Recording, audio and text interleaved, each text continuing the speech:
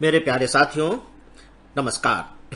आज 9 जून 2017 है, दिन है शुक्रवार, और आज के इस AFEIS.com के लाइफ मैनेजमेंट में मैं डॉक्टर विजय अग्रवाल आप सभी का बहुत बहुत हार्दिक रूप से स्वागत करता हूं। दोस्तों, आज के लिए भी मैंने जो विषय चुना है वह इनफैक्ट आप लोगों के द्वारा ही सुझाया गया विषय है। जैसा कि कल मैंने अपने लिए अकेलेपन का विषय चुना था, जो एक आप में से ही किसी प्रिय साथी ने सुझाया था, और आज जो मैंने विषय चुना है उसका नाम है सहिष्णुता। और यह विषय भी आप लोगों में से ही एक मित्र ने मुझसे पूछा था कि सर, अपने अंदर सहिष्णुता कैसे डेवलप करें, कैसे ये सहिष्णुता आ सकती है। और मुझे ध्यान आ रहा है कि उन्होंने इस संदर्भ में, उस समय मैंने सहिष्णुता के ऊपर कुछ बातें की थी, शायद वो बातें उनको अपील की होंगी, उनको लगा होगा कि नहीं, ये एक अच्छी चीज है जो हमारे सबके अंदर होनी चाहिए। तो उनकी ये जिज्ञासा थी कि हमारे अंदर ये कैसे हो। तो सहिष्णुता पर मैं आज आपसे कुछ बातें करूंगा। पहली बात फ्रेंड्स, कि जब हम सहिष्णुता के लिए इंग्लिश वर्ड ढूंढते हैं तो आप देखेंगे कि आपको मिलेगा टॉलरेंस। टॉलरेंस, ये जो टॉलरेंस है, ये टॉलरेट करने से बना हुआ है, राइट।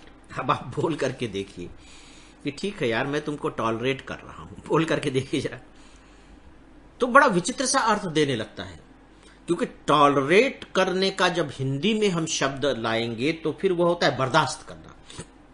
यार, तुमको मैं बस बर्दाश्त भर कर रहा हूं, मतलब मैं करना तो नहीं चाह रहा हूं, लेकिन चलो क्योंकि तुम मेरे अपने हो तो किसी तरह से बर्दाश्त कर रहा हूं। लेकिन अगर और ज्यादा आगे बढ़े तो भैया ये मेरी जो बर्दाश्त करने की क्षमता है ये चूक जाएगी और फिर कुछ गड़बड़ हो जाएगा।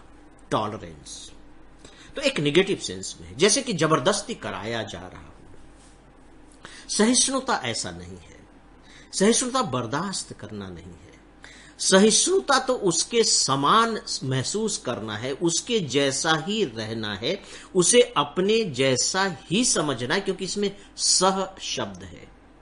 तो हिंदी का जो सहिष्णु शब्द है वो अंग्रेजी के टॉलरेंस से कई गुना ज्यादा ऊपर है। यूं कह लीजिए कि सचमुच मुझे कभी कभी तो ये लगता है कि कोई और दूसरा शब्द इंग्लिश के पास हो तो उसे सहिष्णुता के वजन में रखना चाहिए, या कम से कम हिंदी को तो सहिष्णुता शब्द से फिर अलग कर लेना चाहिए कि नहीं, हम टॉलरेंस को एक्सेप्ट नहीं करेंगे।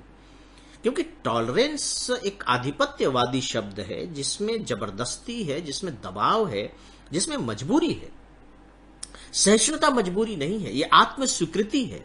हम अपनी तरफ से चाहते हैं कि नहीं, हम आपके साथ रहेंगे, हम, क्योंकि हम दोनों एक जैसे हैं। दूध में पानी को मिलाइए या पानी में दूध को मिलाइए, वो दोनों मिल जाते हैं, तो ये सहिष्णुता है।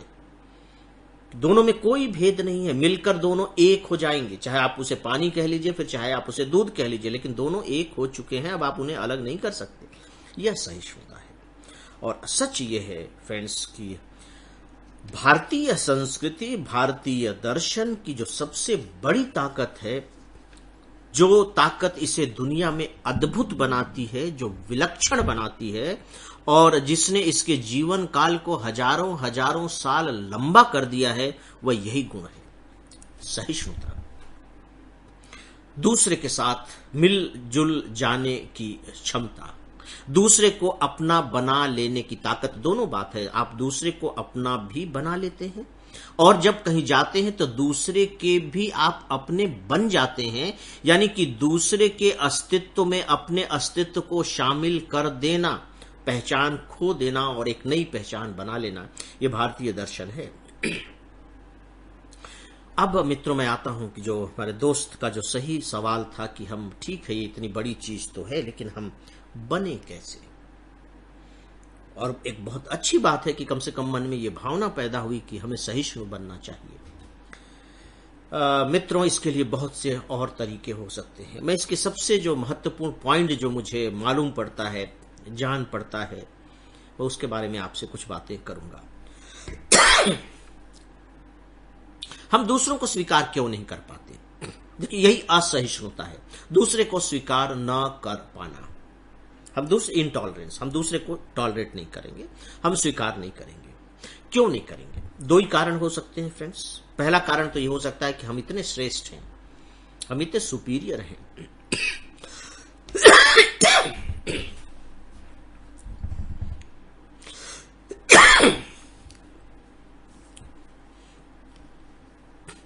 कि तुम हमारे लायक हो ही नहीं, हम तुम्हें अगर मिला लेते हैं तो हमारा पतन हो जाएगा, हम नीचे गिर जाएंगे, और तुम्हारी क्या औकात है कि तुम हमारे बगल में बैठो। ये सुपीरियरिटी है। तो जब हम अपने को बहुत सुपर समझते हैं तब हम दूसरे को टॉलरेट नहीं करते। और आप जाकर के देखें कि जो वेस्ट की कंट्रीज हैं, अमेरिका जैसे देश, यूरोप के कुछ देश जो अपने को बड़े डेमोक्रेटिक कहते हैं, बड़े सभ्य कहते हैं, वहां भी आप ब्लैक और व्हाइट में सीधे अंतर पाएंगे, सीधे अंतर पाएंगे। मतलब जो व्हाइट रेस हैं वो अपने को बहुत श्रेष्ठ समझती हैं और ब्लैक के साथ मिलना जुलना पसंद नहीं करती। वहां ये नस्लवादी चेतना बहुत जबरदस्त रूप से उनके अंदर भरी हुई है।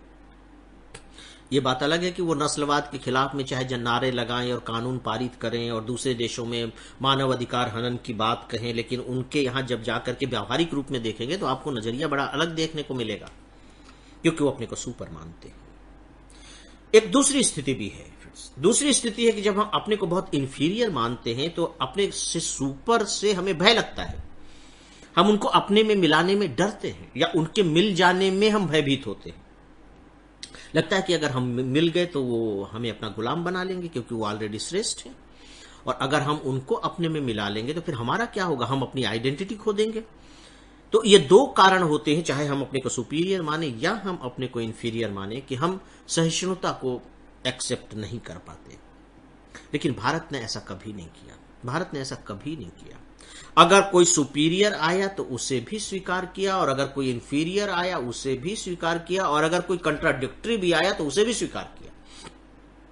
ये तो अद्भुत क्षमता है इसकी। उसने ऐसा क्यों किया या वो ऐसा क्यों कर सका? मित्रों, इसके बारे में मैं आपको कुछ दोहे सुनाऊंगा, दोहे जो हम लोगों की चेतना में रचे बसे हैं, और ये आपको भी शायद मालूम होंगे। मिडिल स्कूल के हिंदी लिटरेचर की किताबों में हम लोग ये पढ़ते थे। दो आप भिन्न भिन्न चीजों को देखिए कि कैसे इस सहिष्णुता का भाव भरा जाता है। एक दोहा है, बड़ा हुआ तो क्या हुआ जैसे पेड़ खजूर, पंछी को छाया नहीं फल लागे अति दूर। अगर बड़ा हो गए तो क्या हो गया, क्या बड़ी बात हो गई। जैसे पेड़ का खजूर का पेड़ है, खजूर का पेड़ भी तो बहुत बड़ा होता है, बहुत लंबा होता है, पतला लंबा। अब उसमें यदि फल भी लगते हैं तो बहुत दूर है, बहुत ऊपर लगे हुए हैं, कोई तोड़ के खा नहीं सकता आसानी के साथ। और पेड़ कुछ ऐसा है कि उसमें छाया भी नहीं मिल रही है कि उसके नीचे कम से कम कोई कुछ बैठ जाए, उसमें पक्षी ही बैठ जाएं, अपना घर बना ले, कुछ नहीं। तो बड़ा हुआ तो क्या हुआ जैसे पेड़ खजूर, पंछी को छाया नहीं, पंछी तक को छाया नहीं है, आदमी और जानवरों को तो क्या मिलेगी। सोच के देखिए, व्यंग देखिए, पंछी को छाया नहीं और फल लागे अति दूर। ऐसी संस्कृति सुपीरियरिटी का विरोध करती है। ऐसे बड़े बनने से कुछ नहीं फायदा हो रहा है। अगर बड़ा बनना है तो फल को नीचे लगाओ, यानी कि दूसरों के काम आओ, चाहे फल के रूप में काम आओ, चाहे छाया के रूप में काम आओ। दूसरों को शरण दो, दूसरों को अपने आंचल के नीचे जगह दो। अब आप इसका दूसरा पक्ष देखिए, और अगर आपका फल लग गए आप में, तब क्या करेंगे। हम लोग फिर पढ़ते थे, फल की लदी डालियों से तुम सीखो शीश झुकाना। फल की लदी डालियों से तुम सीखो शीश झुकाना। जिस डाली में, पेड़ की जिस शाखा में सबसे ज्यादा फल लगते हैं, वह शाखा उतनी ही ज्यादा झुकती चली जाती है। यहां झुकने का संबंध दोनों ही तथ्यों से है फ्रेंड्स। पहली बात तो यह कि उसमें विनम्रता का भाव आता चला जाता है, और दूसरा यह है कि वह लोगों के रिच में होता चला जाता है। वो किलो चलते चलते भी इतना झुक जाएगा कि तुम चल भी रहे हो तो मुझे तोड़कर खा सकते हो। फल से लदी डालियों से तुम सीखो शीश झुकाना। और एक और भी शेर है, दो पंक्तियों का फ्रेंड्स, वो मैं यहां अर्ज करना चाहूंगा। बहुत ही खूबसूरत है, क्योंकि होता क्या है कि ये सब अगर रिदम हमारे दिमाग में बैठ जाते, हमारी चेतना में जगह बना लेते हैं, तो इनका बड़ा जबरदस्त प्रभाव होता है मित्रों। मैं इसलिए आपको ये सुना रहा हूं। हम झुक के चल रहे हैं तो कमजोर मत समझ, हम झुक के चल रहे हैं तो कमजोर मत समझ, फलदार शाख हो तो लचकती जरूर है। मैं अगर झुक कर चल रहा हूं, मैं आपसे बड़ी विनम्रता से बात कर रहा हूं, तो आप मुझे कमजोर मत समझिए कि भाई ये कमजोर है इसलिए झुका हुआ है।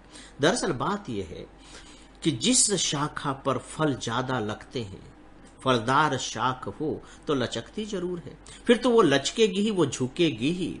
तो अगर मैं झुक कर चल रहा हूं तो ये इस बात का प्रमाण है कि मुझ में फल लगे हुए हैं, मेरी वैल्यू है, यानी कि यह विनम्रता। फिर से यहां आपको एक विनम्रता का जबरदस्त भाव दिखाई देगा। तो मैं झुक रहा हूं, आओ गले मिलो, मिक्सअप होने को मैं तैयार हूं, तुम्हारे साथ चलने को तैयार हूं, तुम्हारे साथ रहने को तैयार हूं। मेरे अपने अंदर अपनी उच्चता का कोई बोध नहीं है। मैं अपने को बहुत बड़ा मानकर नहीं चल रहा हूं, बहुत क्या, मैं बड़ा मानकर ही नहीं चल रहा हूं, मैं अपने को तुम्हारे समान मानकर चल रहा हूं। और हम समान हैं, हम सह हैं, हमारा अस्तित्व एक दूसरे की दोस्ती में है, एक दूसरे की दुश्मनी में नहीं। हम इस तथ्य पर विश्वास करते हैं, एक के बीच में हम धन प्लस का निशान नहीं लगाना चाहते जो एक और एक को दो बना देता है, बल्कि हम इस एक और एक के बीच में जो प्लस का निशान है उसे हटा देना चाहते हैं, ताकि एक के आगे एक रख देने से या एक के पीछे एक रख देने से वो 2 की बजाय 11 हो जाए, हमारी शक्तियों में इतना इजाफा हो जाएगा।